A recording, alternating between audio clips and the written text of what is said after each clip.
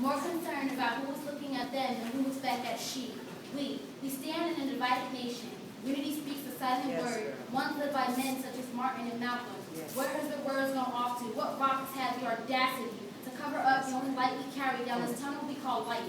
What child will hold the torch once held in the firm palms of Malcolm X?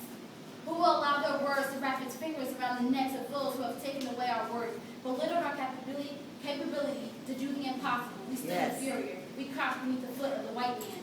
We walked with ignorance without knowing a thing about education. A nine-letter word, education, that seemed too difficult to pronounce, was portrayed as hardly possible, never comprehended, never lived in our veins. We deprived of our own history, being labeled with names that don't complement, rather contradict our lineage. We shall name ourselves X, our lost African names, the variable in the missing equation. I heard what he said, I understood his message, I reasoned with his thoughts, his mentality. Living on the pages of his autobiography, I heard his cries. I felt his tears that created epitaphs on his cheeks, ripping his flesh, fall in the soil we bury our loved ones in.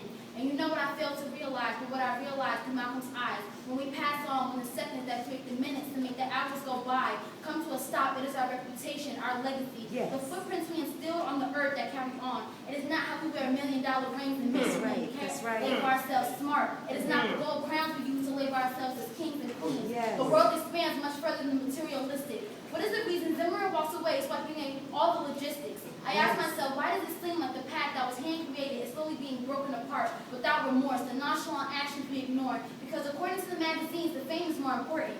Why does the old woman stand on her tiresome legs as he plays breath on these bus seats? Why are children experiencing death before life? Why is it that we've forgotten where we came from? Why are we the green leaves on the honeysuckle trees that we don't know the roots that uphold us?